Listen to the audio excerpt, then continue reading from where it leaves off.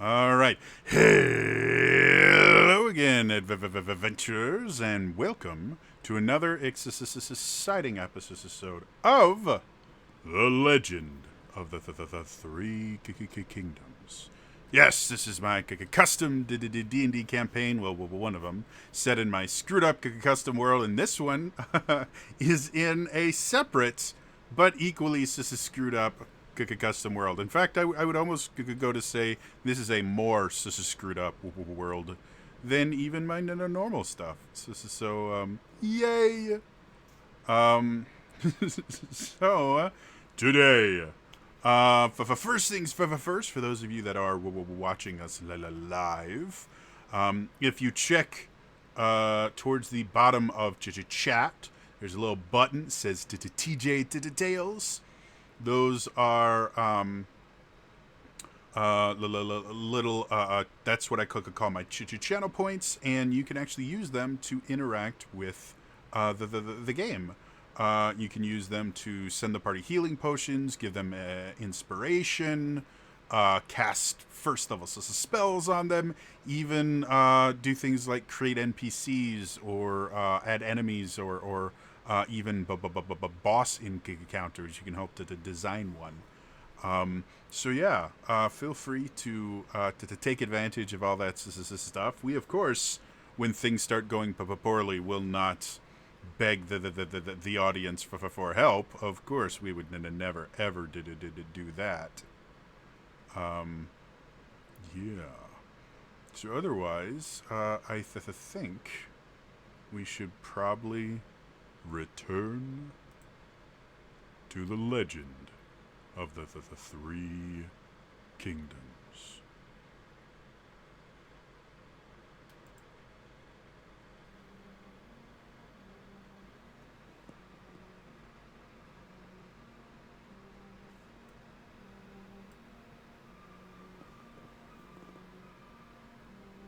The party has been separated, transported to a realm they know nothing about.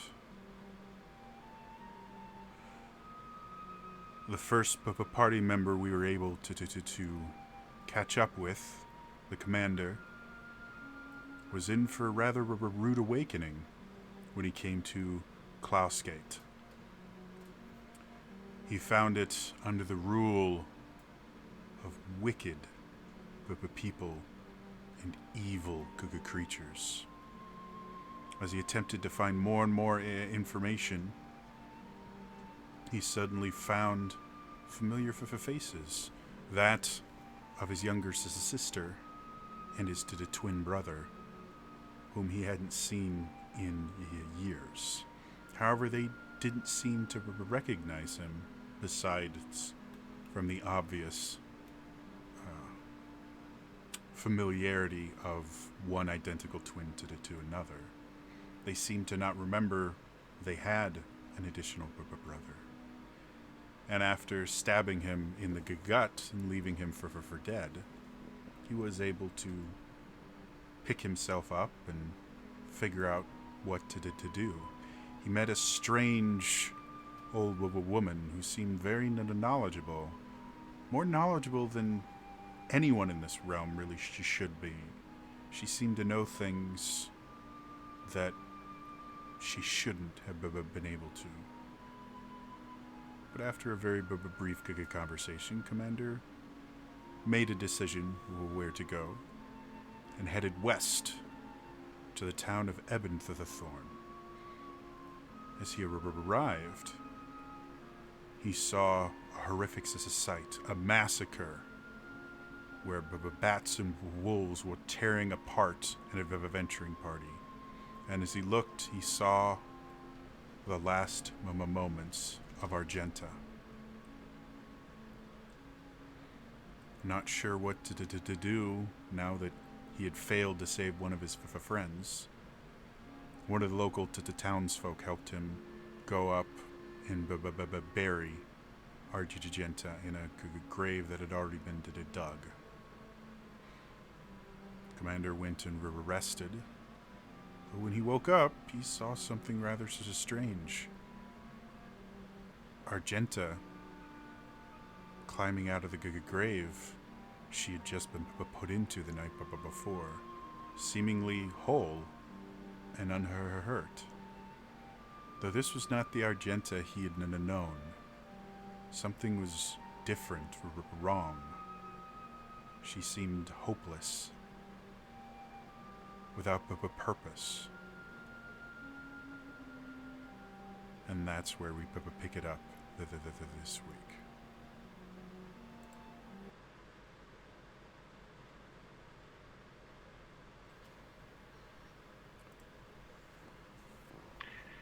So last week, or the last session, I believe we ended while you guys are still in the tavern, correct? Yes. Okay. Mm-hmm. So, again, you guys are in this tavern. You've had your conversation. Help remind me, what were the last things that happened before we ended it? I had shown Argenta my gun, and you said that there's a woman outside that had screamed. Or we heard a woman screaming outside or something like that. Okay, cool. So, again, you guys are in the tavern. You just heard a woman just scream out to the side. You see a table nearby with five youngish people. Looks like two men and the three women. Obviously, some sort of adventures. They carry weapons on them. Most of them are wearing some sort of armor, though one of the men is wearing long flowing robes and has a staff with a jewel in the top of it. They immediately hear this as a scream and all kind of look at each other, get up and rush out of the door, while the rest of the tavern kind of looks at them and goes back to their food as the screaming outside intensifies. What would you like to do? Is there a window nearby? Yeah. I would like to go and see what is happening. Okay. Through the window. So as you go out, you see a woman with what looks like maybe like a broken table leg or something. Obviously, it's not a weapon, but she's wielding it like a club, and she's just swinging it wildly at this enormous wolf. This wolf is even larger than a dire wolf, and it seems to be coming closer and closer, starting to take little nips at the hem of her dress, trying to devour her. And as you sit there watching, you see a bolt of flame come from another direction, and it impacts the beast, barely singeing it. You kind of glance over, and you can see this party of adventurers sitting there, all preparing for battle. Argenta, was there anything that you wanted to do, or are you content continuing your meal? This isn't like any of the other days, right? This is not completely unusual. Other than the fact that commanders here, this has happened before, where someone has been attacked and a group of mercenaries have gone out to defend them. Though normally it's a small pack of wolves. You've never seen this, basically like a warg. You've never seen just one before. I'm not acting as if it's weird per se. I'm just going to be like, oh, that's a little new. And just start casually strolling out, stretching, pulling out my weapon, just getting ready for it to happen again. Wait, Argenta. have you ever not gone out and fought? Yes, And what happens? finds me anyway.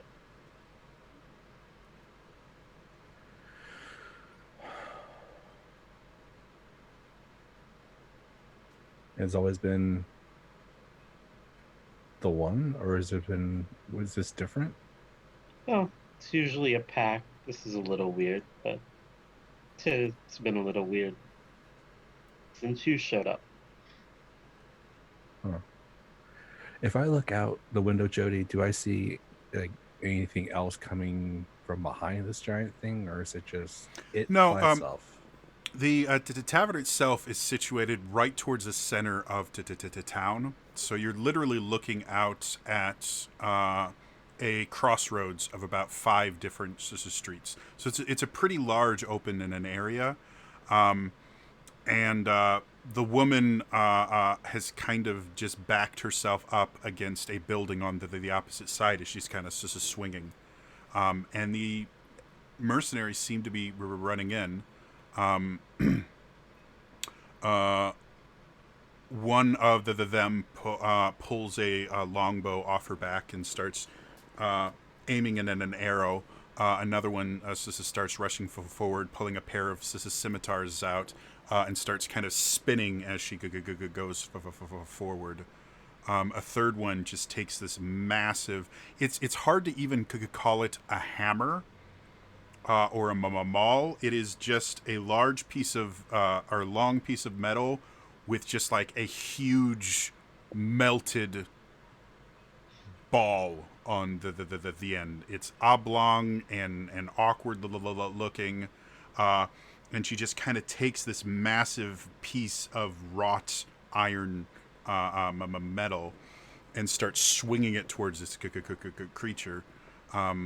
Obviously, the one of the two men, the one with this is a staff, is starting to conjure another spell, and the last one is pulling out what looks like a bandolier underneath his overcoat, and he's pulling small darts at it and starting to throw a few of them. I'll stand next to Argenta and say, "Let's wait. I'm pretty sure these people can handle it. I don't think we need to rush in just yet." Oh no, they'll die. They always die. Well, I'm that's still walking. I try to stop her. I was like, "Listen, we don't know what else is coming. I know you've gone through this. I'm guessing you've gone through this many times, but we need to see what's coming. We need to wait." We wait, they'll find us. And they'll all die. That's fine. I'm here. Something else is going to be different. As you say that, you hear a cry from outside. As you kind of look back out, the wolf has now kind of dove backwards, and its jaws have almost completely severed the adventurer with the bandolier in half.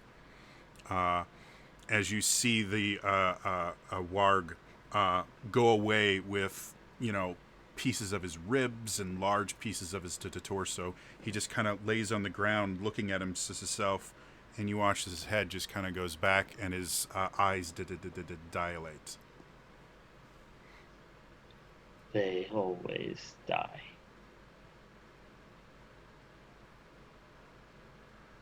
There's always more. There is always more, but they always die. No, I mean, Todd, there's always more. They don't just send. Nobody just sends one in. Why is there only one? She just kind of shrugs. It's gonna come this way once it's done with them, you know that. That's fine. As you guys are just speaking, you hear this kind of bestial howl as the creature gets smacked with that massive piece of metal. You watch the jaw become unhinged and start just hanging loosely as the other woman with the pair of scimitars comes up and just starts filleting the creatures fast as she possibly can. You start seeing blood pool on the ground as the creature starts to howl in pain. Soon Did you ever- after, go Sorry, ahead. go ahead. No, go ahead. Sorry. Soon after, you guys see this small bead of red light zip forward from the spell caster, and as soon as it gets right in front of the creature, you watch it just stop for a brief second and then erupt in bright red light. As an explosion happens right in front of the creature, it gets blown back about 20 feet, as do a couple members of the party. But they very quickly pick themselves back up and get back into a fighting position. The creature itself looks rough. Patches of fur are burnt off. It's bleeding in various places. The bottom part of its jaw seems completely non-functional. However, they've blown the creature back towards the woman. And you watch as the creature turns around, takes one massive claw, and gores the woman. And then runs off out of the town.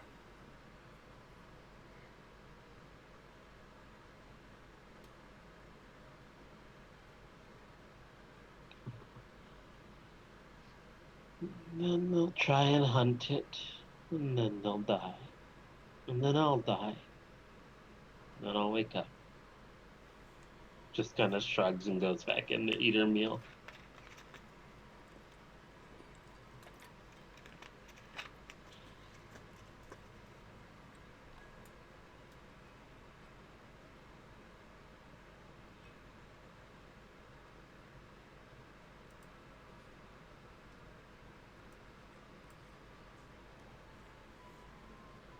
What would you like to do, Commander?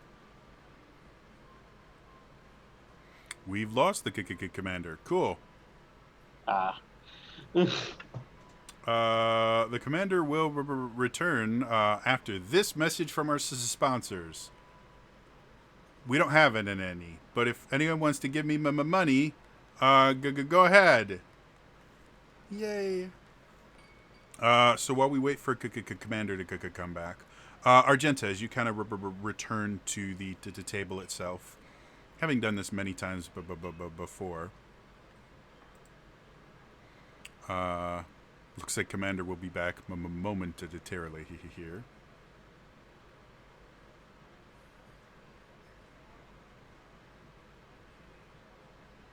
Sorry.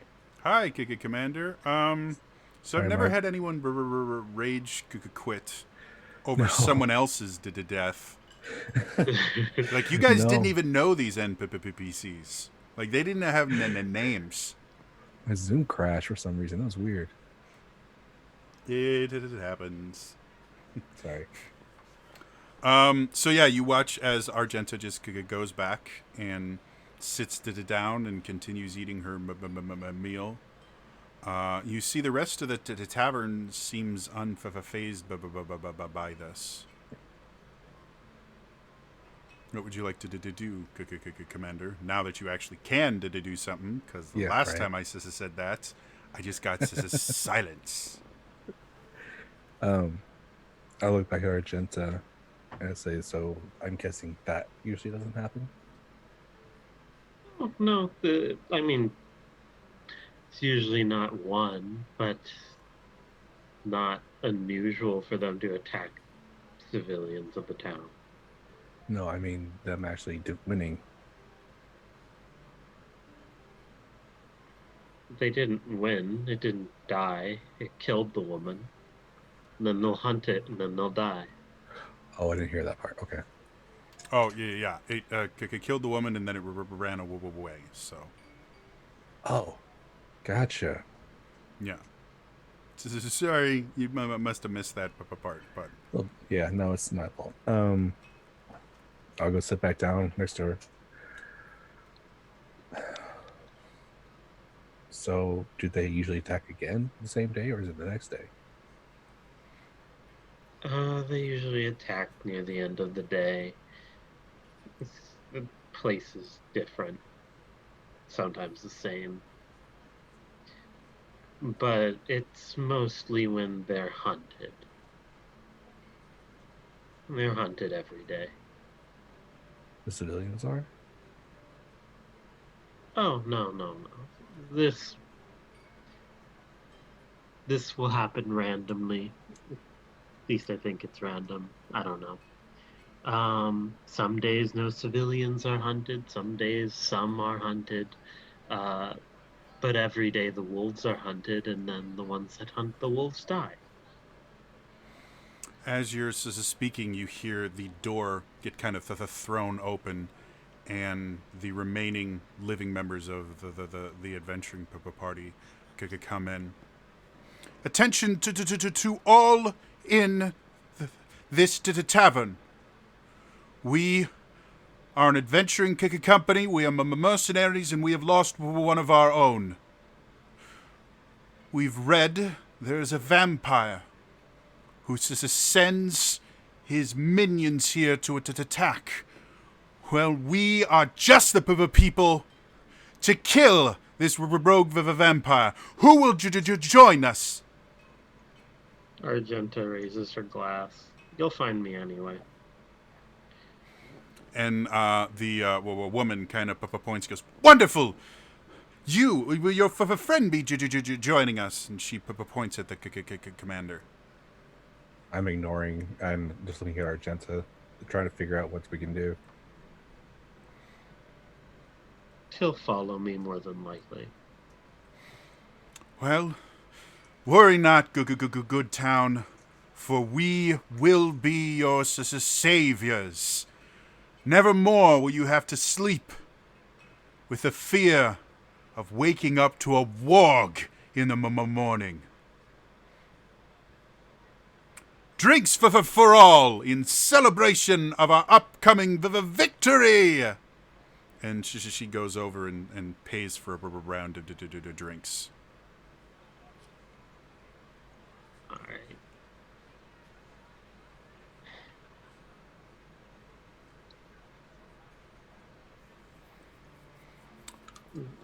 But I don't know what you're planning, but I'm going to die again tonight, and then I'll wake up in the morning, and she just kind of tilts her head over to the adventurers after they went up to go pay.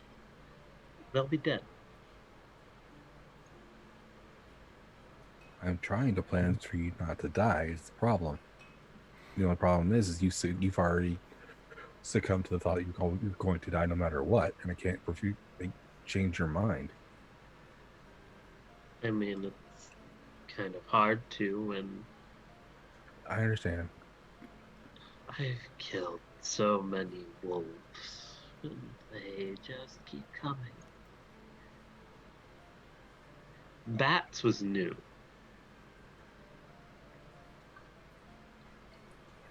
Okay.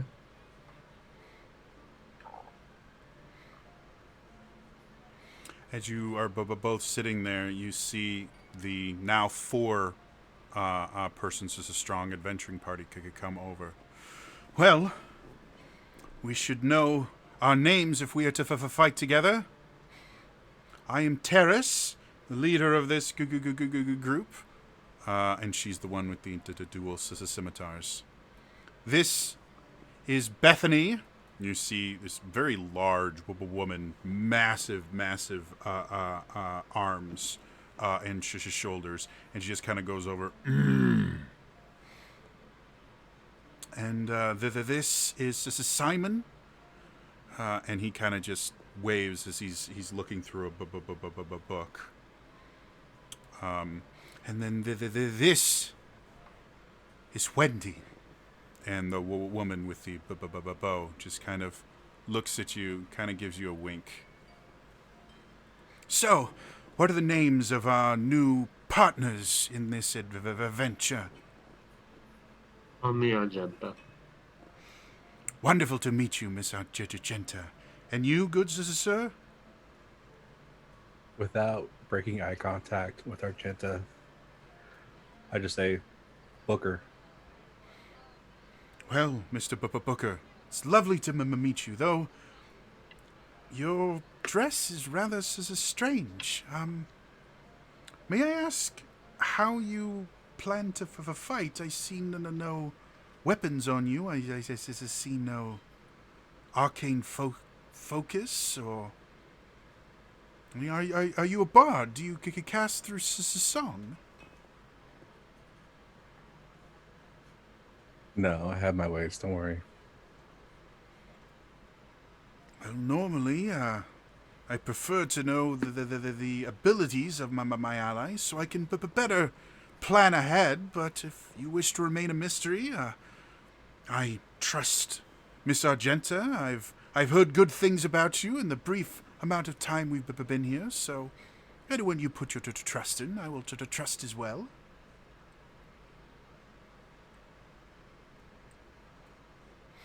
So, how much experience hunting vampires do you have? We've killed our fair share. Wonderful. Yes, it's, at this point, I believe we have 7 confirmed kills. And you hear, Wendy go, 8! Oh, yes, I forgot about that one. 8! Yes! There's nothing quite like it. Luckily for us, we are full to the brim of holy water. We have a few silvered weapons in case any of their other more interesting allies tend to be there. This is the life, isn't it? Making your fortune, killing evil creatures, saving towns. It's wonderful. Argenta nods. Argenta, are you aware of where it's using for a lair, or is it more a vagabond? In all the times I've died and hunted this thing, have I gotten any idea of that? No, you've never actually seen it. No, I'm afraid not. Well, I guess the first order of business will be for us to ask around to town. See if there's an area that people tend to avoid because of strange things. If we can find its lair, we can find the creature. Normally, what we do is we set an ambush for most of these. They tend to be fairly easy to manipulate. Yes, I fear that's what we will do. Since you seem to be so familiar with the tavern, we'll let you interrogate those here. We'll ask around to the town. Let's say meet back in front of the tavern here in 2 hours. How does that sound? Argenta nods. That sounds nice for a plan. Wonderful. And you see them kind of all look at each other, and they all place their hands into the center of their group and kind of go, on 3. 1, 2, 3, go! And they go out. Oh, you're joking. No wonder they always die. You're fighting with the Joy Luck Club. This one's kind of energetic. Some aren't. They're fools is what they are. Have I ever been asked to ask around the tavern before? Every day for the past few months. So I know exactly what they're gonna say. Yeah. It doesn't really change much. For a while, it was interesting to ask them because they would mention somebody had asked them that previously, or some of them would just say, I'm tired of answering this. Somebody else has asked it yesterday, but they never seem to remember you asking them. Though they all know you very well. You're kind of a little local hero. Okay, I'll just kind of pull out my 5 pages of notes on all the responses. Yep. You've now got them alphabetized and cross-referenced. I just kind of pull them out and show Commander. This is exactly what they'll say if they're not going to say, "Oh, I'm sick of answering this," or "Oh, somebody asked me that last week," or "Oh, somebody asked me that yesterday." But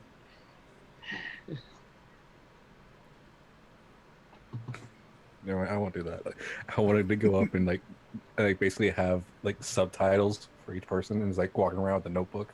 Mm-hmm. But I'm not gonna do that. So, uh, well, and I'll read through as much as I can, as fast as I can, and see if there's any kind of like I don't know, like clues or anything that Mm-hmm. kind of link to each other. That makes sense. It takes you the better part of an hour to read through everything. But your own experience reading intelligence reports and the things like that helps you to kind of put a piece together. What it looks like is the forest to the southwest of the town is where the vampires' lair is. It seems like it's a couple miles outside of the town itself. Um, and from what you can gather from the notes, people have mentioned smelling rotting meat and kind of a rancid smell when they get near it, and seeing significantly larger amounts of decay, like mushrooms everywhere, rotten logs, the things like that. So those are the only kind of signs. But based on what you saw as you crossed the river and everything like that, you've got a pretty decent idea where the lair probably is. So, do you guys ever check that forest, or is that where everything is usually? um, I mean, lots of deaths have happened in the forest. Yeah, I had a feeling you'd find it there at one point or another. Um, I mean, it's usually in the forest because we usually go hunt and then we fight. Um, the other day they attacked when we went out to hunt, and that's when you found me.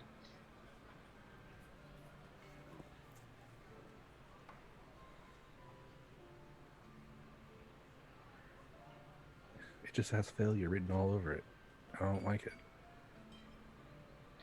I mean, there's been days where I tried to skip town before the hunt, but then they inexplicably crossed my path right as the attack started. Um, there's been days where I've sat here in the tavern and the wolves came chasing the hunters.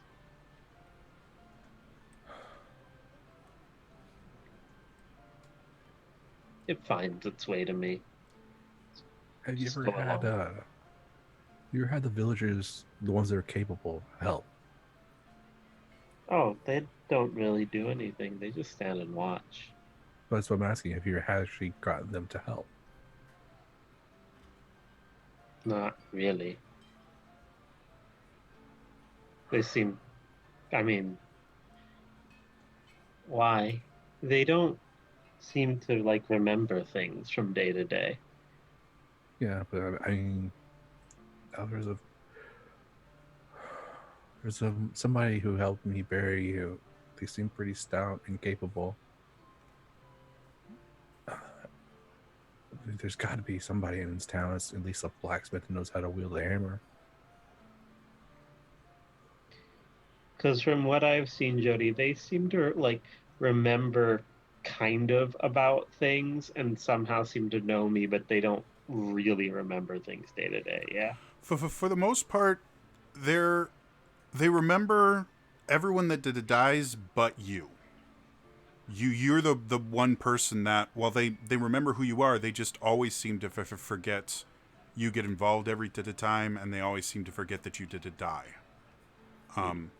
But when they're directly, like what just happened, when they're directly involved in an attack or something, they react just like normal people would. But unless they're directly involved, they just kind of go on with their lives. Kind of like NPCs that just like don't get in the battle. Kind of. Yeah. I mean, we fought right in front of them. I saw, like, one fight happened in front of the bakery, and the baker tried to offer me bread. That was a little funny. He didn't seem to think I was in combat. Um, they don't really, unless they're in mortal danger, they don't really do anything.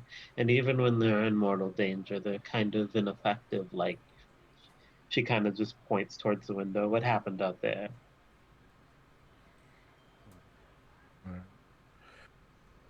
Oh, there goes that idea.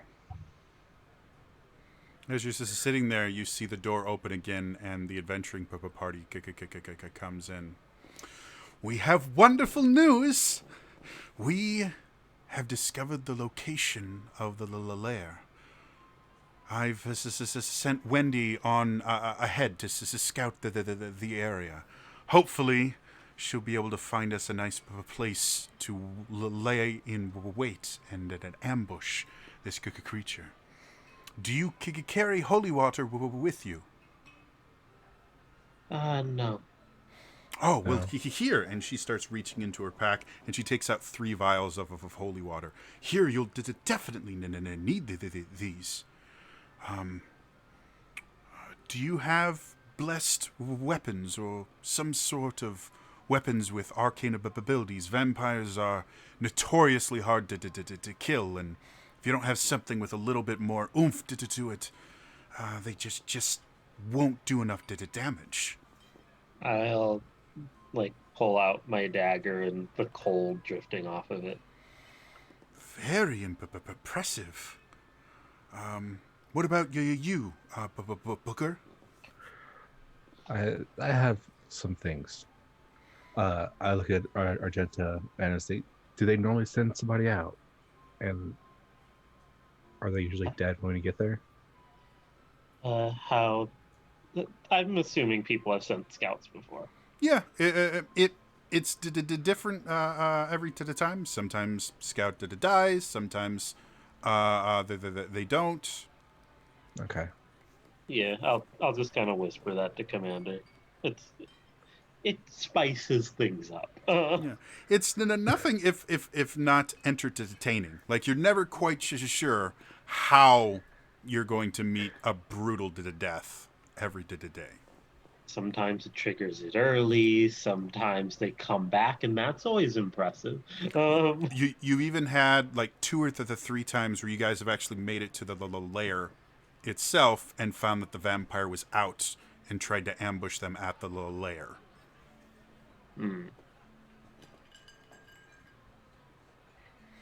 Just a sign saying "out for lunch. Come back in an hour." Yeah, one of those the things like closed will be back at, and then Yeah, it has the clock. Which you got to admit, a little bit rude. Like in the middle of the busiest time of the day, he decided to take a little lunch break. Just not cool. Says an hour. It's been an hour and 10 minutes. Yeah. I mean, I don't know what to expect, but I'll follow your lead and try to do what I can. But maybe don't rush in straight away. I don't know, because I saw you rushing in last time, and you got swarmed by 3 of these wolves, and it's not ideal. The last time, have you recently slain a vampire, Argenta? She's just gonna play along with it. Yes. Wow, certainly makes me feel better. You don't have any lingering wounds. I have a healer's kit on me. I can try to mend anything. We want you to be in tip-top condition. Oh no, don't worry. I'm rather hardy. All right. Well, if you're all ready, I think it's time for us to head out. I don't want to leave Wendy out there for too long on her own. All right, let's see how this goes. Hmm. She'll get up. And I follow. As you guys all get to the door, to the terrace stops and kind of goes back in.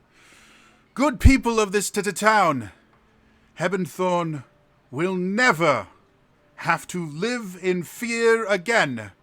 When we return, I expect to see revelry. And she kind of turns on her heels and goes out.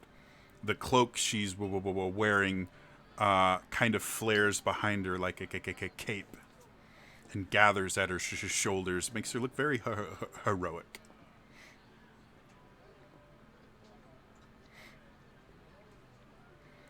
So, as you all head out into the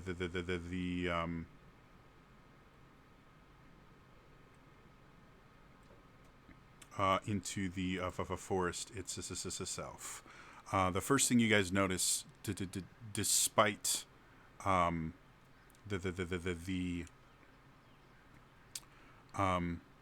despite the fact that you guys are right around midday, as soon as you get into the forest, it seems like everything gets darker. Darker even than just a canopy of foliage would cause. The whole color seems to almost be drained out of the environment, with everything being in shades of blues and grays. As you travel forward, you see Terrace doesn't even have her scimitars out, but she seems to be following a trail that has been blazed by Wendy very carefully. The other two party members have taken up positions to be as safe as possible. Commander, you kind of note that tactically they're not doing horribly. Yeah.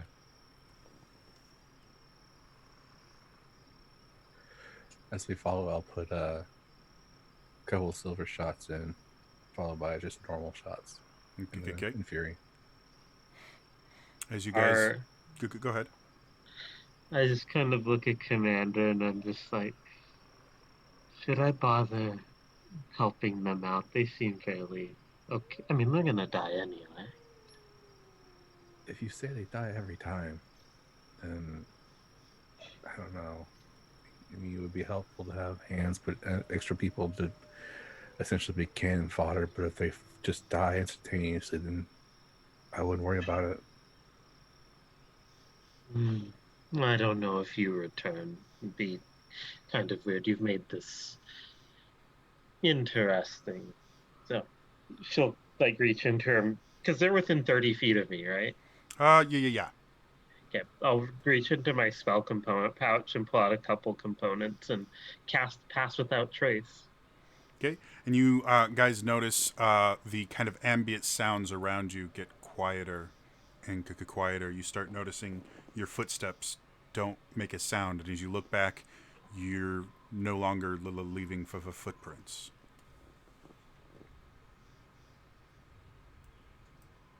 That's a neat trick. What is that? Something I picked up while I was here after dying a few times. All right. That changes some things.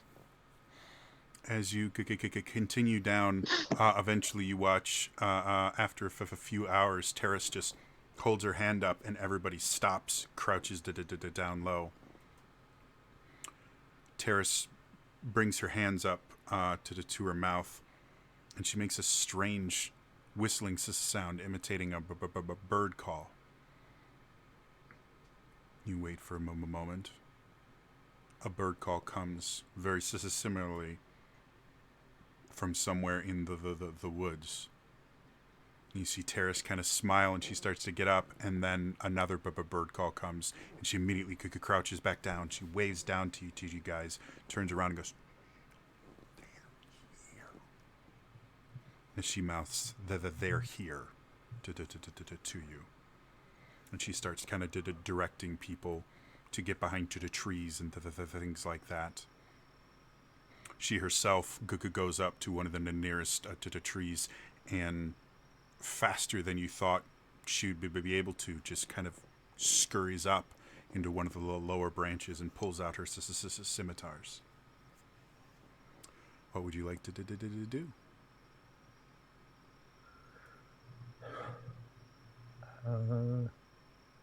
Go ahead, Argento. What are you gonna do? Argenta's just gonna like crouch low, get in some taller, if there's a bush or taller grass, and kind of use a tree as partial cover. Just have her dagger out, shield in the other hand, stealthing, but not like she's expecting to die, but she's just playing along with it. Okay. Commander, what would you like to do? I would like to follow the one, I forgot the name already, who went up into the tree. I would like to get a bird's eye view. Is it like pitch black? Can I not see anything as a human? Or You it's dim light. So you can still see. It's a little bit difficult for you. But it's not the darkness at all. okay. So yeah, I would like to go up the tree, nearest tree, Okay. and get a bird's eye view. Go ahead and roll me strength athletics. Yeah, that's what you wanted. Of course you wanted that. Why would you want that? It's a climb check. Oh, 15. Yeah, not very difficult at all. Did you want to climb up the same tree that to the terrace was No. in, or okay? Definitely. Yeah, without too much difficulty, you get into a tree. As you're going up, you do come face to face with a squirrel that seems rather upset with you. You get an acorn chucked at your head as the squirrel scurries off to another tree. And then the acorn explodes. You take 400 damage. Immune. I'm immune to all acorn-based damage. It's a gunslinger feature. Yeah. As you're up there, go ahead and make me a perception check with disadvantage. Goody.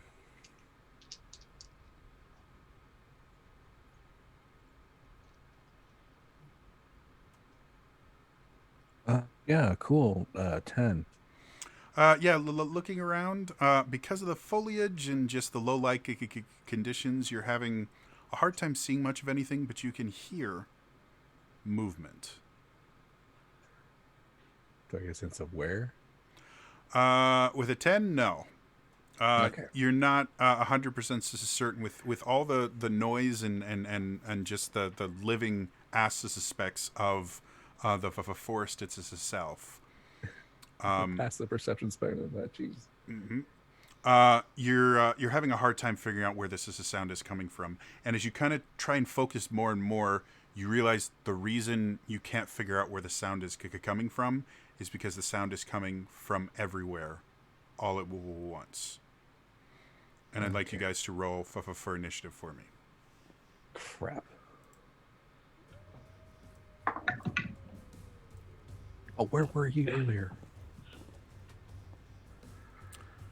Argento, what you got? 15. All right, and Commander? 26. 26. Cool. So this is not going to be combat. This is going to be a skills challenge, where what you're trying to do is kill a bunch of creatures coming to attack you. So what I want you guys to visualize is kind of like a fantasy action scene. I'll go to you guys, describe the situation. You describe what you want your character to do, and then I'll pick a skill for you to use in order to do that thing. Does that make sense to you guys? Yes. Yeah. I call this cinematic combat. Thus far, it tends to be kind of hit or miss. So, I need the dice. You are going to be up for first. I don't think I can roll high enough to get more than to the 26. No. All right. So, Commander, as you're up there, you start realizing the sound is coming from everywhere, simultaneously. And your own experience with tactics, this is a very smart tactical move to make. Surround your opponent and then attack simultaneously from all sides. You're very familiar with this tactic. This is not a tactic wolves can pull off. Yeah. This is a highly intelligent, very difficult tactic to come up with. So knowing that, what would you like to do? As right now, you don't see any thing. So, okay, so where is the group? There's one up in a tree. Yep. Argenta's close to me, below me. Where are the rest of the group? The other 3 or 4? Okay, so the caster Simon has. If we say that you are in the south, Simon is to the northeast, crouching near a kind of circle of bushes. I'm forgetting the names already. I think it's Bethany, the one with the big old hunk of iron.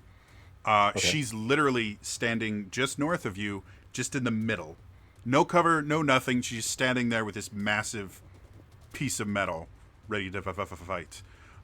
Terrace is to the northwest, in another tree, and you have not seen Wendy as of yet. But the sound, the bird call came from further to the northwest. Okay. And then Argenta is due north of you, basically the opposite side of the woman with the iron hunk of metal. Oh, okay. She's farther away than I thought. Okay. Running stealth is one at this point. I will I'll yell out, tell Argenta to get back to back with the one with the giant hammer. Mm-hmm. Bethany. Bethany. And I'll tell, I'm sorry, the mage what's his name? Terrace? Simon. Simon, wow. Simon's the mage. Terrace is the scimitar girl. That's right. I'll tell Simon to bring out light, make this place bright. I can't see anything. And I will hold an attack for the first creature I see. Okay, go ahead and make me a charisma check. I'll let you choose persuasion or intimidation, depending on how forceful you were. I'll use intimidation because I get advantage on those. Natural 19 for a 24. All right. As you finish giving your command to Simon, suddenly a bright light erupts at the end of the branch that you're on, illuminating a relatively large area. As Simon kind of does that, that's fine.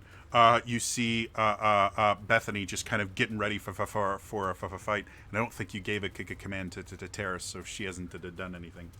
Yeah. But you can now see. What was your initiative, Argenta? Argenta? 15. 15. Thank you. You are next then. So you see that you've heard the command from the commander. What would you like to do?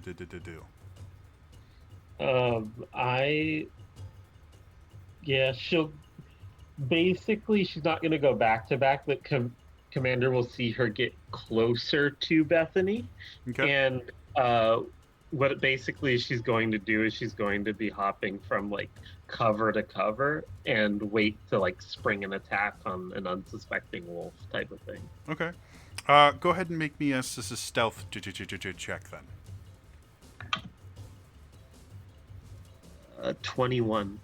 All right. So, Commander, you do watch her get a little closer, but then she kind of slinks off into nearby foliage and hunkers down, ready to attack. As you all kind of sit there waiting, you suddenly hear howls. 3, 4, 6, 8, 10, 12. Suddenly, 12 wolves descend upon the party, starting to attack indiscriminately. Commander, I will let you choose exactly what you want to do for her first. There are 12 creatures coming. Again, feel free to narrate it as opposed to just, I attack. I'm going to wait until I see. He says Bethany is the one with the hammer, right? Yepers. I'm gonna keep my eye on her in the middle, and as she attacks, if she's in the midst of attacking at one of these wolves, if one's coming to behind her, I'm taking shots at those. Okay. Cool. Or also for Argenta as well. All right. Cool. So the wolves start to come in. Choose even or odd, Commander. Odd. All right. As the wolves start to come in, go ahead and roll me just an attack roll.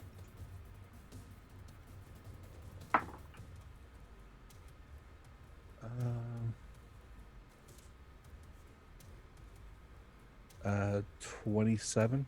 All right. So as the wolves could come in, you see one leap towards Bethany, and she drops the hammer and kind of kicks it up, and you watch it impact the bottom of the jaw of the creature, and you watch it just go flying over Bethany as she sits there grinning. Two more come from behind her and are just about to chomp down on her shoulders as you fire off two shots, stopping them in the air and watching them just fall to the ground, not moving.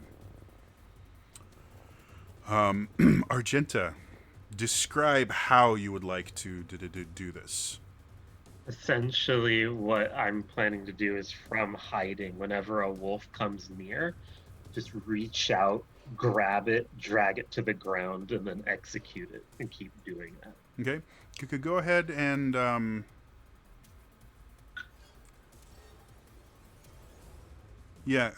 ahead and make me another stealth check to see how triumphant you are in doing that. Very Assassin's Creed. Yeah. 24. 24. Yeah. So as another one comes forward and starts, it actually blows right past you, heading for Commander, because he's just made himself very, very well known. As it gets close, you just reach your hand out, and it actually pulls you a little bit with the momentum, but you hear it kind of go, arr, arr, and it kind of turns around, and as it does, you plunge the frozen dagger underneath its mouth, underneath its jaw. You hear it kind of gurgle for a little bit as the blood freezes around your dagger, and the creature goes limp. You pull it out and kind of descend back into your thing as another wolf starts coming towards Bethany, and you instantly just kind of reach out, getting it right in the stomach.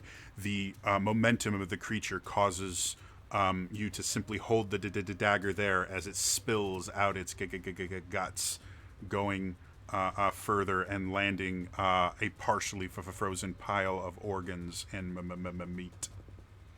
Argenta, choose even or odd. Odd. All right.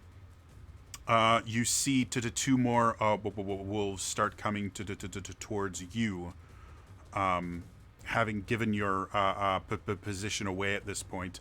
As they get closer and closer, you're trying to kind of bring your dagger up, but it's kind of gotten frozen to the ground, covered in all the offal that you just spilt.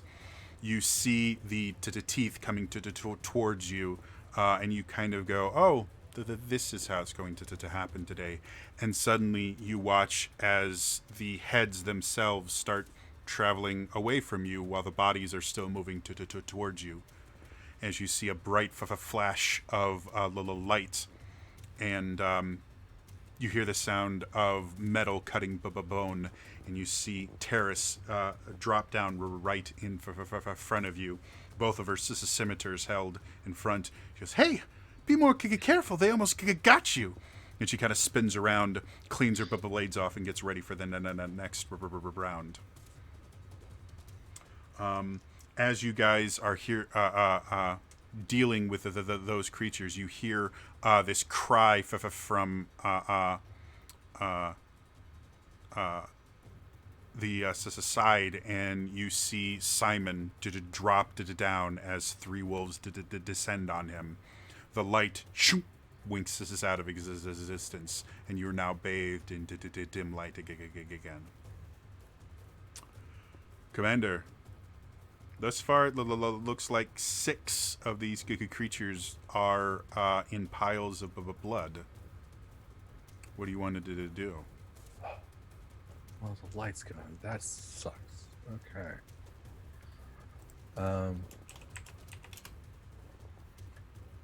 I will.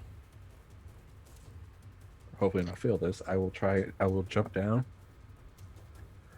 and I will stow the gun and pull out both rapiers. Okay. And stand with Argenta and Bethany. Right. So you guys will watch as Commander comes out. And Argenta, you've seen Commander fire his gun many times. You've never watched him put it away and then pull out 2 relatively nice-looking rapiers. And he just kind of stands there getting ready. And yeah, holding my attack for whenever I see one. All right. Even or odd? Even. All right. You don't have to wait very long. You see 3 wolves coming right at you with your rapiers drawn. Go ahead and make me an attack roll.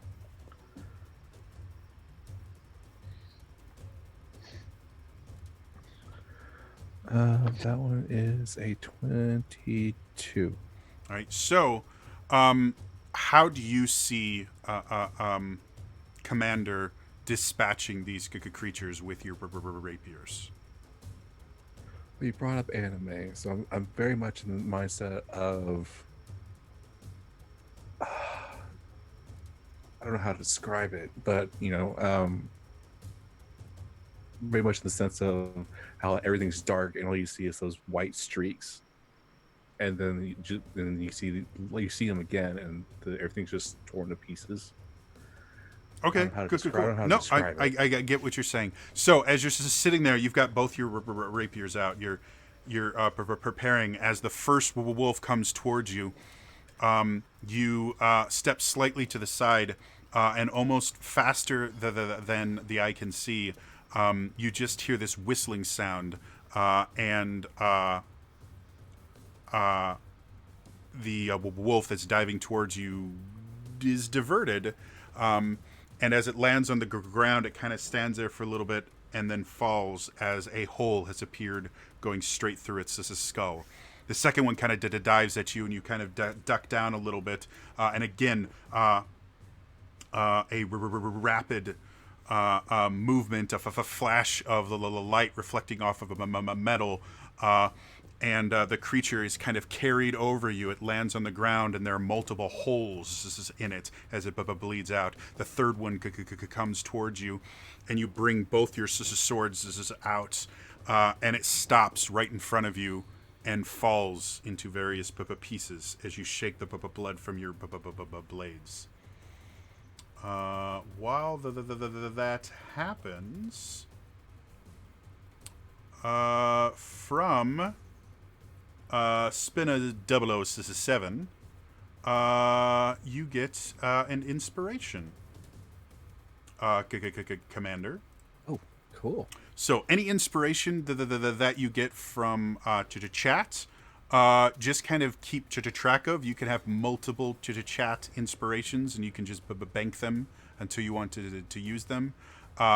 It still works as regular DM inspiration, where you just get to give yourself advantage on something, and you can only use one inspiration per roll. Makes this sense? Yes, it does.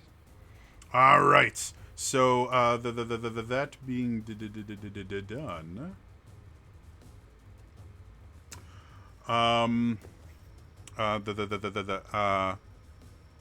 Yeah, we will go to Argenta. You've just watched the commander kill the three of these wolves. There's only the three left, though you're not quite sure where they are. What would you like to do? Just kind of stowing my dagger and going more towards my hearing and my sense of smell and the barbarian danger sense that I have. Okay. Whenever one springs an attack on someone, I want to basically grab it and try and twist its neck and get ready for the next one, just dispatching them as quickly as possible type of thing. Okay. Make me a strength athletics check. All right. 27. Wow, well, you fail. I'm so sorry. Yeah. Choose even or odd. Odd. All right. As you're just sitting there, you're getting ready.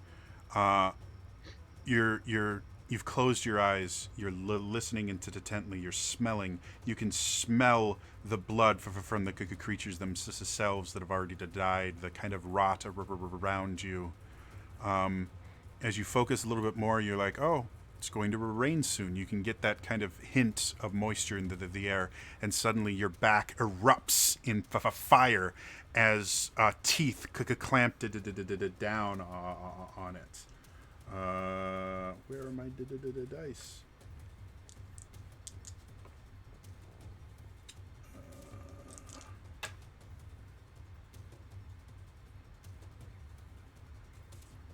You take to 21 points of piercing damage as one of the wolves clamps down on the nape of your neck. Fueled with rage, you reach behind, rip it off of your neck, and rend the creature, wringing it, and you feel the bones crunch as you crush it. Another one comes forward, and I'm going to get another choose even or odd. Even? Another one comes forward, clamps down on your bicep. Another flash of a pain.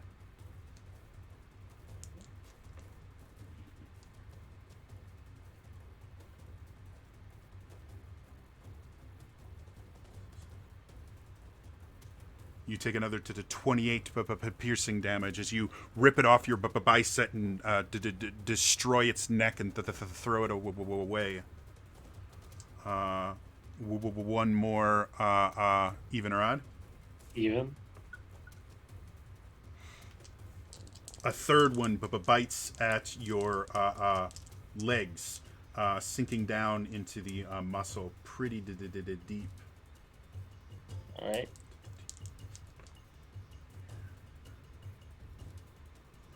You take another to the 28 piercing damage as you lift your leg up and stomp on the creature, severing its spine. As you look around, there's no more movement. There's no more creatures attacking you. You're full of holes, you're in pain, but you're still alive. She just looks very confused. Still think I'm not real. No, I came to the realization that you're not a hallucination. I mean, the gun was one thing, but this is weird. So what do we do now? You fools! And on cue. And Argenta, you hear a voice that you have not heard in a very long time while you are awake, but you hear almost every night in your dreams. The last moments of your adventuring company. This voice has never left your mind. As he comes out of the woods, you can see his skin is paler than you remember it. He's got a little bit of blood running down his face, but it looks more like he was feeding than he's actually taken any damage. He's currently shirtless. You weren't supposed to be able to do that.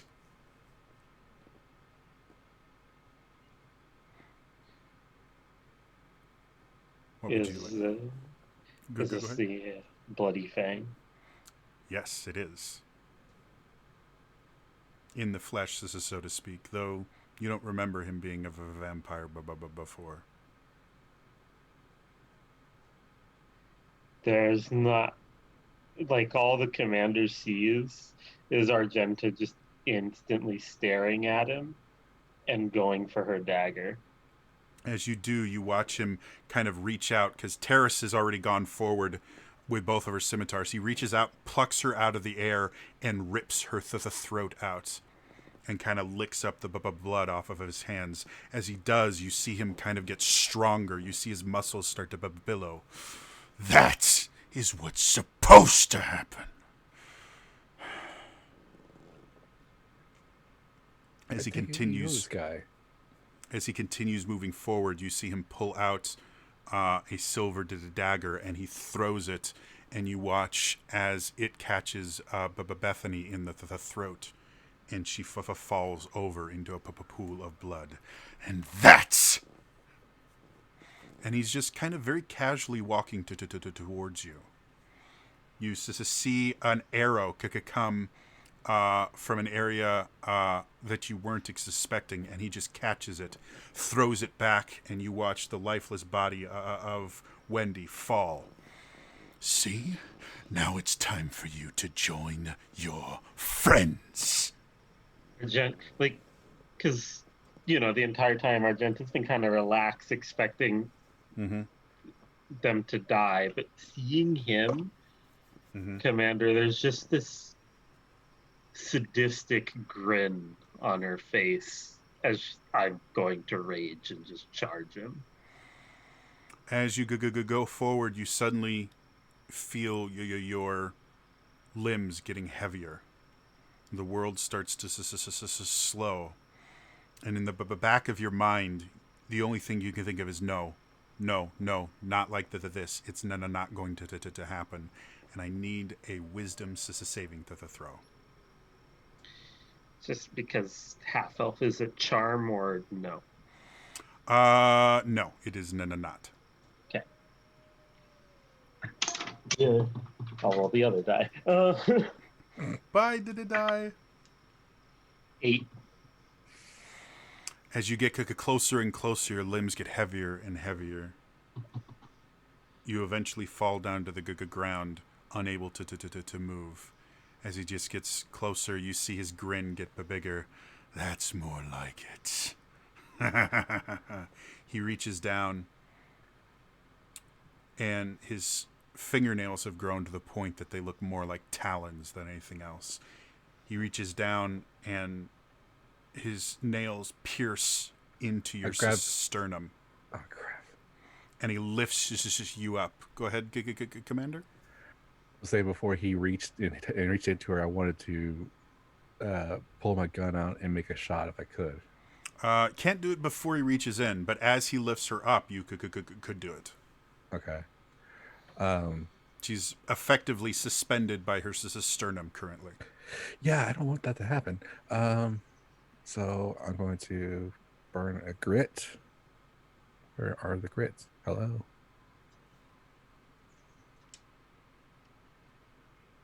D&D Beyond. There they are. And I'm going to use a forceful shot. So Is it- he has to make it's a strength save, Okay, what's the DC? 17 by hit. He's got an 18 on the die. Go ahead and make your attack roll. Oh, it's a natural 18. So Yeah, you hit. You okay. did definitely hit. So as he's sitting there and he lifts it up, you fire your first shot, and you watch his shoulder go back, and he kind of grips his feet in the ground, and he looks at his shoulder, and you see a little dribble of this incredibly dark, thick blood. And he kind of looks. He's like, "That's not possible." And he looks at Argenta, and he looks down at you. "Who are you?" And he drops Argenta on the ground. By the way, Argenta, you take 16 points of piercing damage. And he starts walking towards you, Commander. Hi, I'm new. And I take another shot, same thing. Go for it. And I want to push him. Yeah. Natural 20. So I rolled a 1. Oh, shit. So as he's coming forward, you go, "Hi, I'm new. How do you want to do this?" Oh, shit. I will say he's not dead, but whatever effect you want from this pushing shot, get as creative as you want. I want to. He can push live him. through a lot. Missing Yeah. limbs, big old holes is in him, whatever you feel is appropriate for a nat 20 versus a nat 1. I want to shoot him square in the chest and push him back far enough where I'm hoping that there's a few branches on a tree trunk that are perfectly aligned down would be his spine, and he just impales onto those shows branches where his feet are not on the ground. Okay, cool. So as he's coming forward, you say, "I'm new." You fire off the shot. It lifts him off his feet. He goes flying backwards. You hear a sickening, squelching sound as you watch his 2 branches poke through his chest. He looks down, kind of dangling there. He's like, "No, this isn't how it ends. He promised. He promised." And as you watch, he starts to become translucent. And you see him start to fade and turn into mist. And then a huge gust of wind happens, and he's not there anymore. I go over to Argenta and help her up. Argenta, you have holes in your chest that hurt. But your heart is still beating. I'm just confused, and I kind of go through the motions of a cure wounds, cast it at level 2 on myself.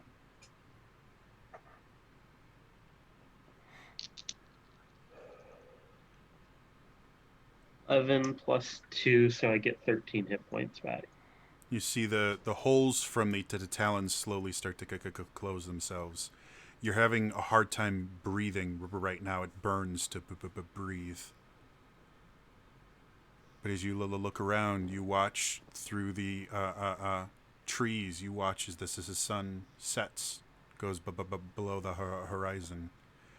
You haven't seen a sunset in months.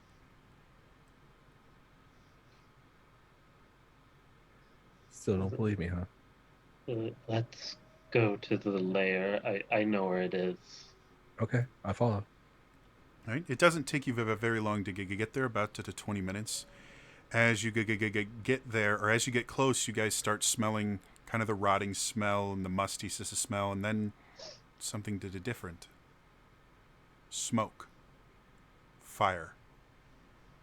Suddenly, the night is changed into daylight as a huge explosion happens a few hundred yards in front of you.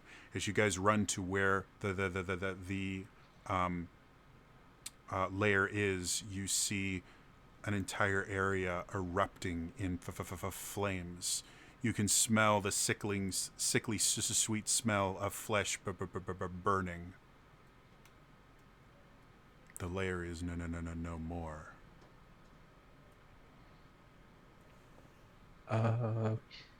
They don't normally combust, do they? I don't know what's happening. She's just kind of looking around, shocked.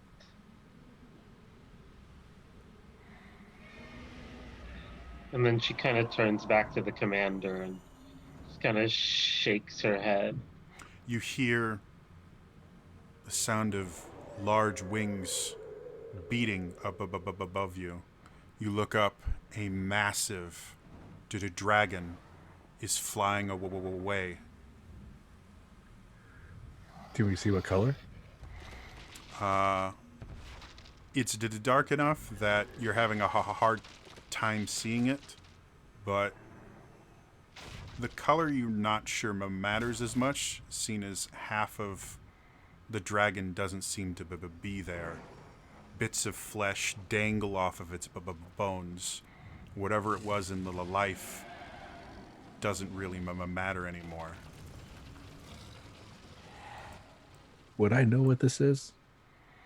You've probably heard whispers of undead dragons and dracoliches, though you would not be aware of whether this was just an undead dragon or an actual dracolich. Oh, okay. Oh, that's intimidating. What do we do now? She's just kind of looking around, still kind of in shock. I don't know. In the meantime, we're figuring this out. I'm reloading, putting in just normal shots in all 4 barrels, putting everything up. Let's head back to the town at least, see what's going on there. All right. All right. And she'll just follow him at this point. When you guys get back to the town, people cheer as you walk in to the town. You have someone take you by the arm and drag you into the tavern. There's a bountiful amount of food there waiting for you. You see people buying you drinks. Suddenly, a large man that you know to be kind of the town elder. He's not the mayor of the town. The mayors are assigned by Lord Lucian, and they very rarely interact with the townsfolk. But this is kind of the town's leader, and he comes over. Wonderful! Ah, we have heard of your success. The vampire is no more. Yeah. It's gone. Where are your allies? You went out with party of 6. Vampires are very dangerous. Well, I guess that means you get to split this reward. And he places a bag with 5,000 gold pieces in front of you. I'll just she's just in shock right now, and she's gonna split it with the commander. Is it like real gold, or is it like an illusion kind of thing? As you look at it, the coins look somewhat odd, but they're definitely gold. They look like foreign currency to you, but it's actual gold, so you could see yourself spending it anywhere. It's just they're coins that are stamped with a symbol that you've never seen before, and on the opposite side is a face that you have seen before. It's the face of the Dark Lord. Oh, this is tainted money. The rest of the tavern seems overjoyed, and they're celebrating. You've never seen them, celebrate like this before. They seem genuinely happy. What would you guys like to do?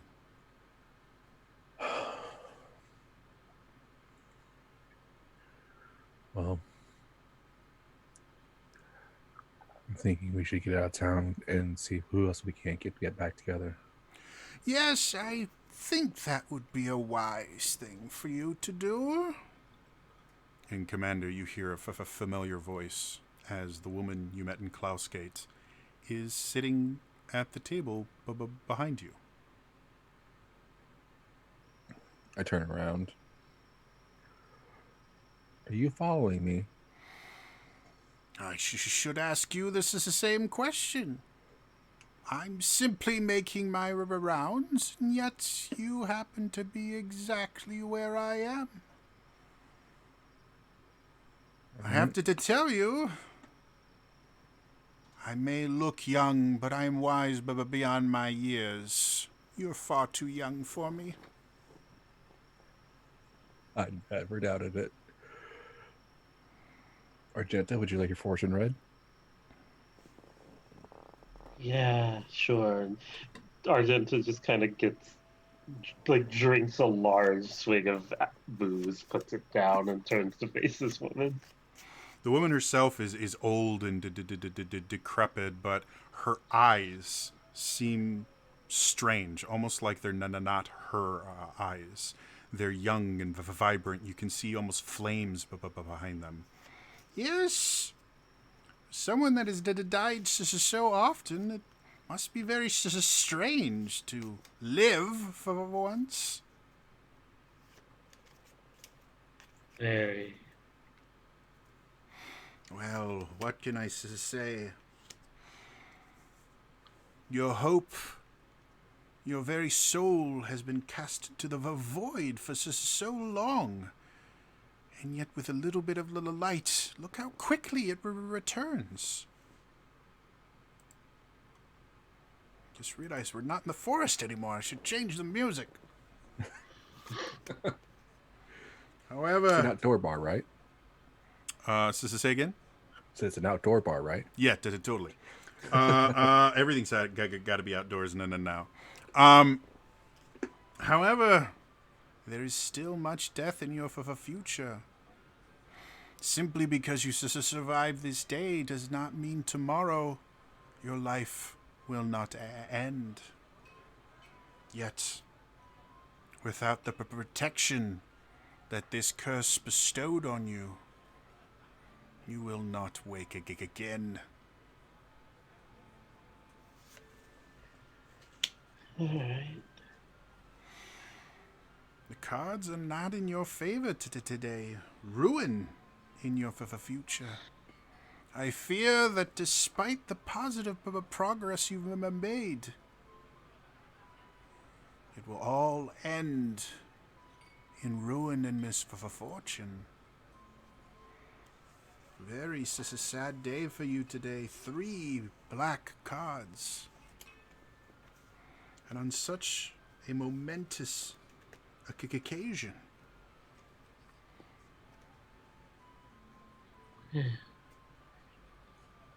Kind of shrugs. So what are your plans now, oh great commander?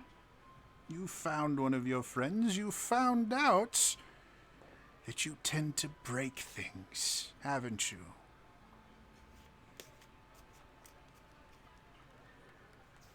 Yeah. Perhaps now that you have a little bit of the downtime, you may wish to discover more about the realm you find yourself in.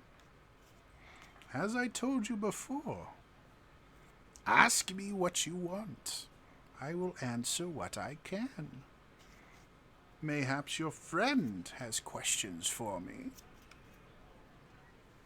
And I just look at Argenta. Say, your turn. What? Why don't the people here don't seem to be fully conscious of things that happen? Well, what happens to you is your personal torment. Doesn't involve them, so they don't need to know about it. It won't increase their suffering to know of yours, so there's no purpose in them knowing. They have their own torments. Mm. Though I must say, you've weakened this entire area. Joy is not welcome in these little lands. Breaks down barriers, reduces power. He won't be pleased about this. That you can be sure of.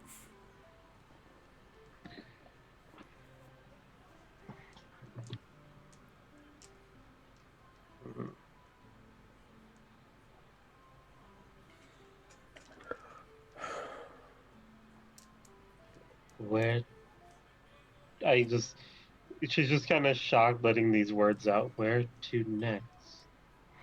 That is entirely up to you, though Meisenford to the north has been complaining about a creature stalking and killing the townsfolk.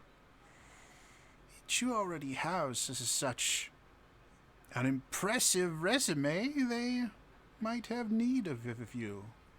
Perhaps this time you could even do it without killing 5 more innocent bystanders.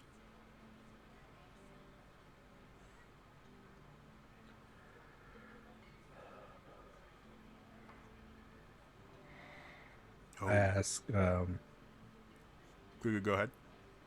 I ask her, I say, so I didn't think to ask if my family was involved, but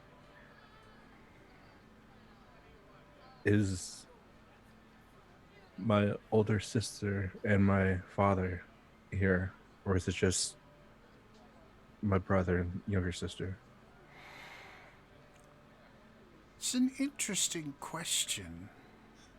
As much as I do know a very large amount of information, I can't just give it all to you immediately. What I can tell you is there are anchors in this world. Anchors that tie you to it, that bind you to it. Those anchors are very precious to you all. The forms that they take, though, may vary. It's possible you may find more of your family here. You just have to keep looking. Do I have to? I don't even want to ask. Do I have to kill them? That will be a question you have to answer for yourself. This realm lives on suffering, and what could cause someone to suffer more than to have to be the person that murders their own flesh and blood? But you've already gone to show you like to break things. You haven't caused suffering here. You've caused joy. You've caused celebration. Perhaps that skill will allow you to break other aspects of this realm. I may be able to glimpse into the future, but the future is not written in stone. Choices are made constantly, shifting things. You may find a way to save your family. You may find a way to end their agony. It all depends on your choices. I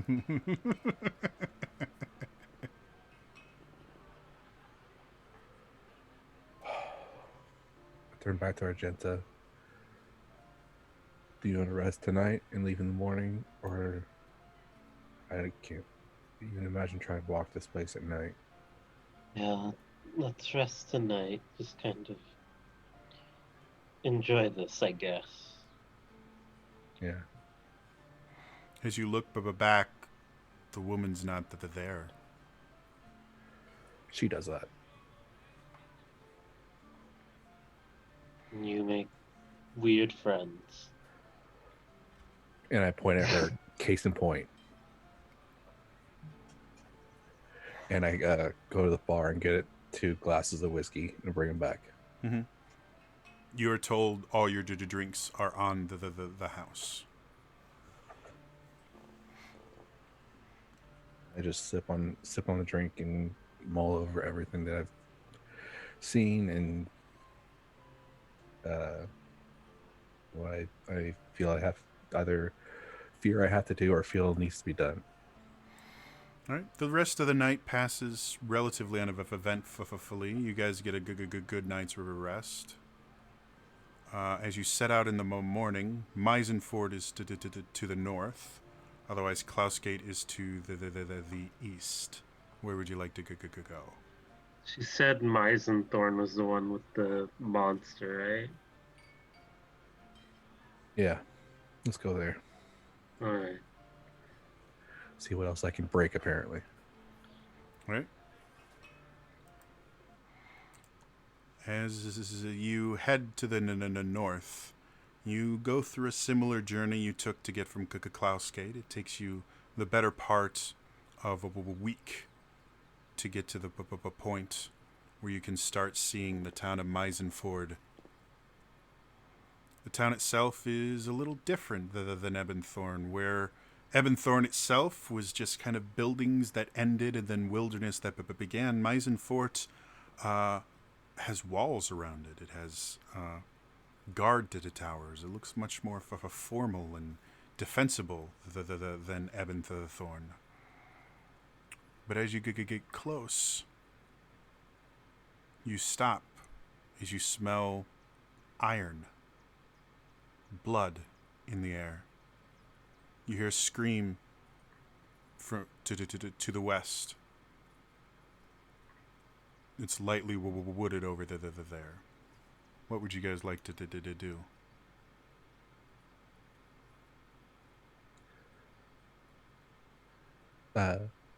How far are we away from the city, you said? At this point, you could probably get to the city itself in another 4-ish hours. You can see it in the distance. And you said which way was the scream? To the west.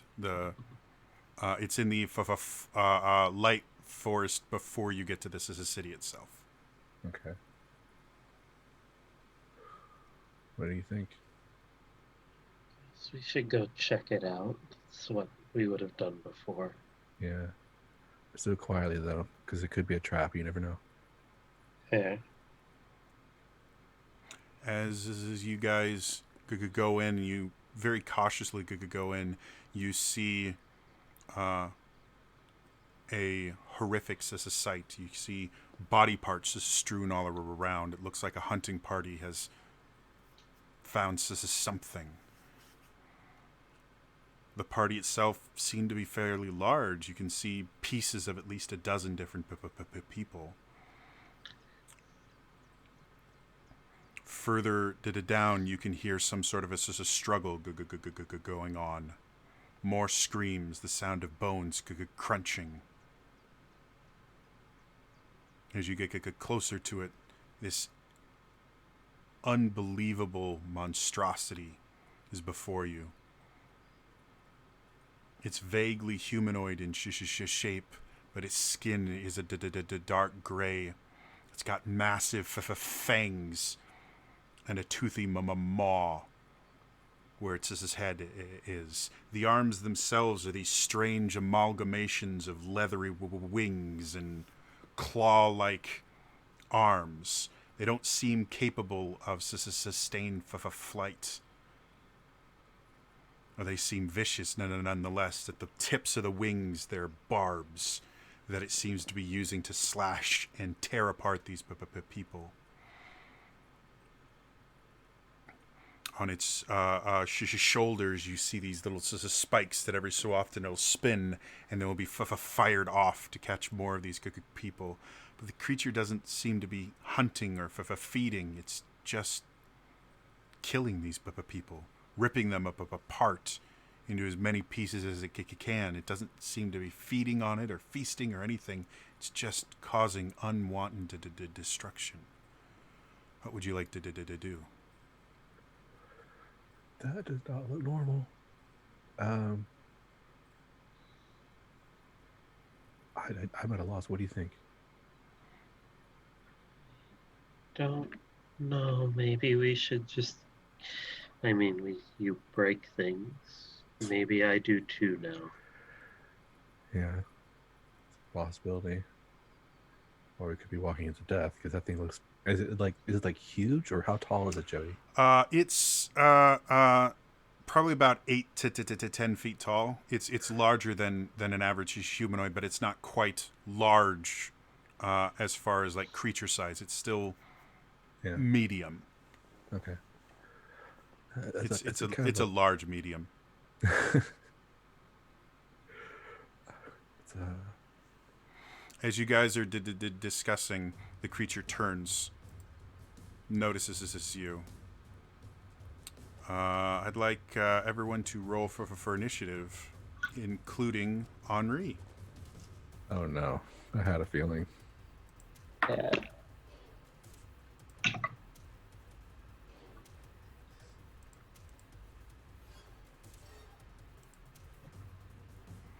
That's the wrong picture. Oh, because they switched. Darn it. He's going to be missing still. I had his image and it didn't work. We'll start with Argento. What'd you get? 7. Cool. Commander. 22. 22. Henri? Well, with this modifier, 19. 19, not bad.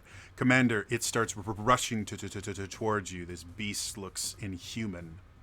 What would you like to do? This is more traditional combat. I got you. Well, I guess we're doing this. I'll pull out the gun and I will burn another burner grit for a. Where are my things? Sorry. Once again, today's game is brought to you by No One Wants to Pay Me.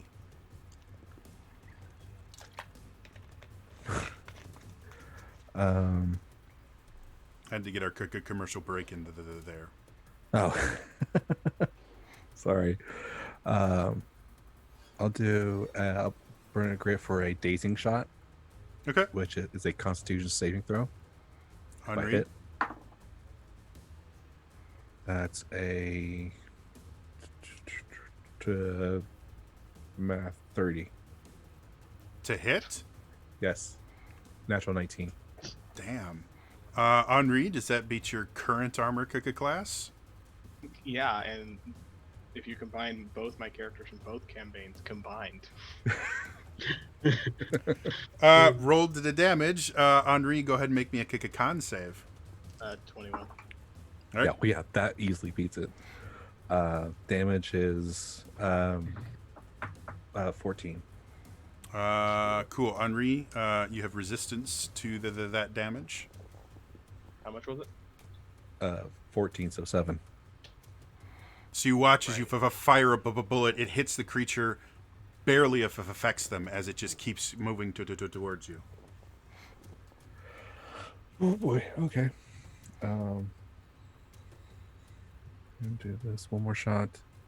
For another grit. For this time, I'm going to do a forceful shot to push back 15 feet. So it's a strength saving throw if I hit.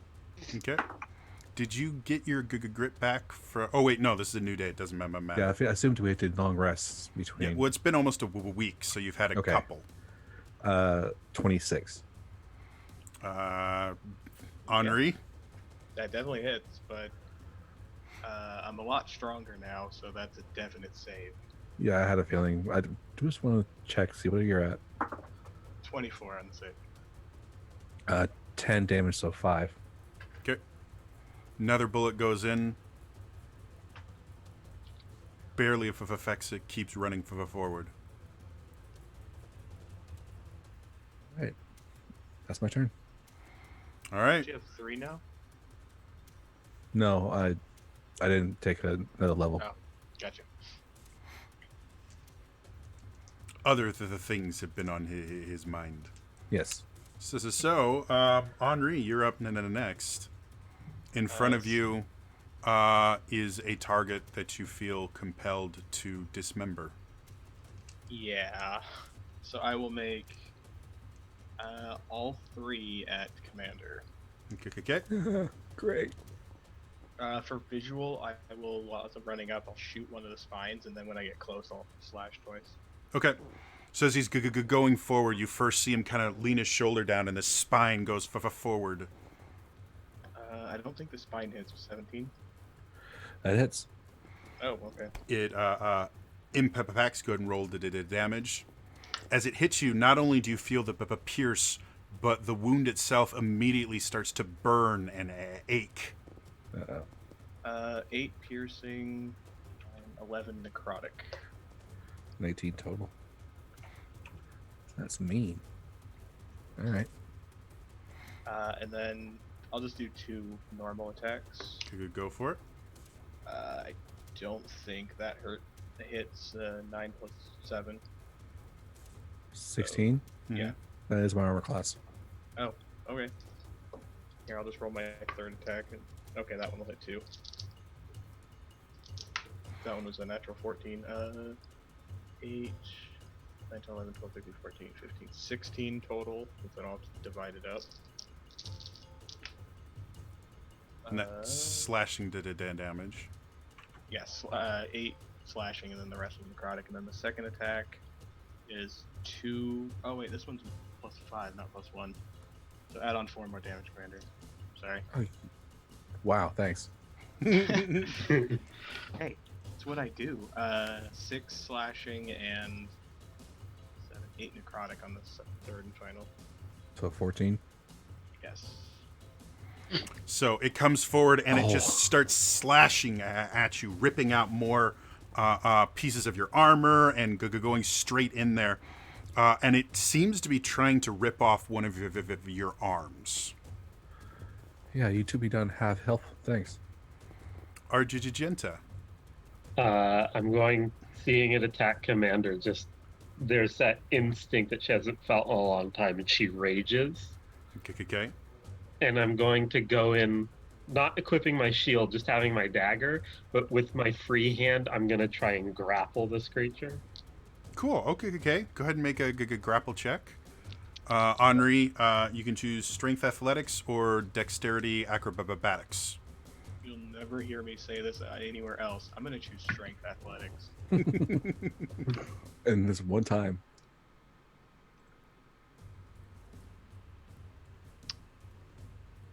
So Well, I roll low against Argenta, but high against Commander. That was a 12 total. I rolled a 17. Right. So your first attack, you are placed with a grapple, and you just grab the creature, manhandling it.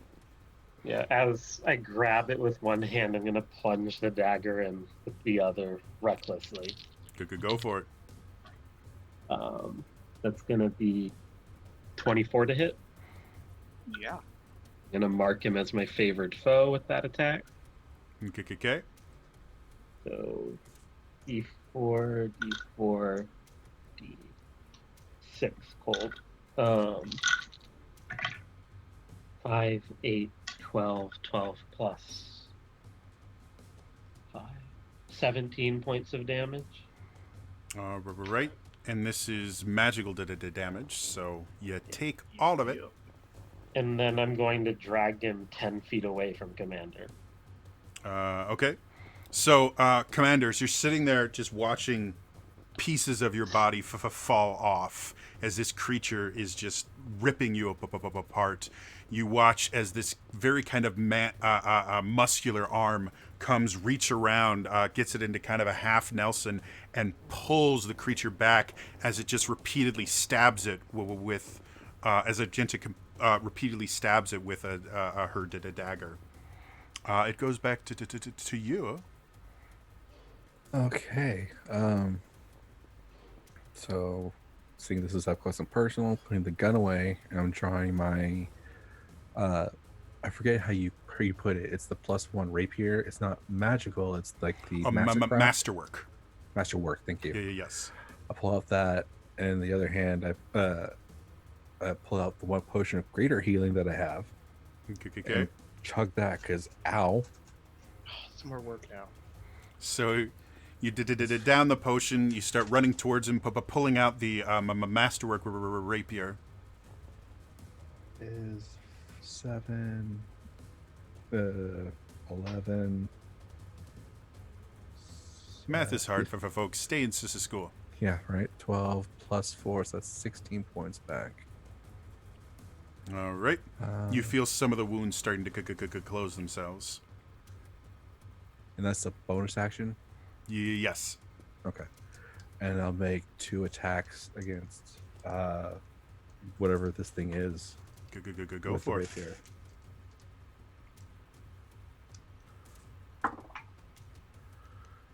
That is 18 for the first. That just hits. Good to know. And that definitely hits. That's a 21. Go ahead and So- roll the damage. You can roll it all together since it's all the same damage type. Yeah. Is Masterwork the same as Silver, Jody? No. So you'll Okay. still take half damage from this. Though, I don't think... Commander, did you get this silvered as well, or is it just as a standard? Don't have it written down, so I'm assuming I didn't. Okay, then that's what we'll go with. So together that's 23 total. All right. Halved, that goes to 11. Alrighty. You feel this blade stabbing you in front as you have this creature pulling you back and stabbing you as well. What would you like to do, Henri? Who would I be more compelled to attack at this point? That's entirely up to you. From running a monster standpoint, one of these creatures is doing half damage, and one of these creatures is doing full damage, and has reduced your speed to 0. So, Okay. So Argenta. Oh, you didn't reckless. That's no fun. No, I did. oh, she reckless. did. Oh, good. So I'm going to make 3 attacks at Argenta with advantage, and I'm going to replace one with a life tree. Okay. So go ahead and roll the life dream for the first. Does a 19 hit? Yeah, it does. Constitution saving throw, Argenta. Sure thing. Oh, I should have played a rogue with these rolls. Sorry. 12. Okay, so you take 24 necrotic, and your hit point maximum is reduced by that much. All right. And then I need to roll the other 2 attacks. So go ahead and roll them. The creature kind of turns around and it plunges one of its hands into your chest. But the hand itself seems to pass through your skin and everything. Not piercing it, it just goes just straight through as if it was immaterial. And it grips your heart itself, and you feel it squeeze on your heart, and you feel your entire body shudder as your heart fights against all hope to continue beating. He removes his hand again, and you feel part of your life force has been drained from you. He turns around and gets what rolls? It was a 19 and higher. Okay. Third. The first one is 7 slashing, which I'm assuming is halved, and Yeah. 10 necrotic. All right. Then we got. Okay, my next character's a rogue. I like D6s apparently. 10 slashing and 16 necrotic. Jesus. All right. So the creature, after reaching in and gripping your heart, comes out and then just starts eviscerating you. You can feel it digging into your stomach, attempting to spill out your internal organs. What do you want to do, Argenta? letting go, and instead I just kind of focus again and using another ability I haven't used since I came here, basically. Mark him with Planar Warrior. Okay. In your And mind, you kind of see this creature separated from the rest of reality. You focus on it, mark it in your mind. then 2 attacks Reckless. Go for it. 14, doesn't it? And 24. 24 hits. 6, 13, 13 plus 4, 17, 17 plus 5 is 22. You still Force. You still conscious, Henri? Yeah. Not even bloodied. What? I thought you only had. Am I thinking of the wrong monsters? Stat block? Apparently the one in that stat block was the wrong information. It's the HPs on the. If you go to the book one, it's different. Oh, that's the hit points that we're going to use for this one, despite the fact that they're wrong. Okay. So yeah. Then with yes, that, I am okay. no longer conscious. Yeah. To be perfectly honest, with the amount of damage you can do as this cookie creature, giving you low hit points is I'm fine with that. I'd say so. I think we just knocked off like 80 hit points. From this stat block. So as you sit there and you keep just stabbing this creature, eventually the creature's grip on you starts to lessen. You watch it kind of wander away for a little bit, clutching the wounds. You watch it collapse to the ground, and then you hear it cry out in pain. You watch as the arms start contorting and to the twisting and shrinking. You hear the sounds of bones crunching and breaking as the body itself contorts and changes. Both of you have seen creatures that have changed magically through polymorph spells and things like that. You've never seen a transformation like this where it literally seems like the body is ripping itself apart to rearrange. It seems incredibly painful. And after a few moments, the creature you saw before is no longer there. But what lies in front of you is the unconscious body of Henri. And Arjun.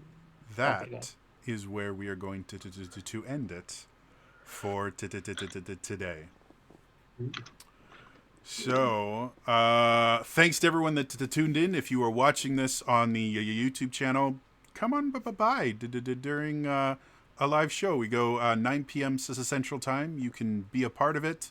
You can give them healing potions when bad things like this creature show up. Yeah. Otherwise, that's going to be all for me today, and I will see you guys next time. All right? Bye-bye.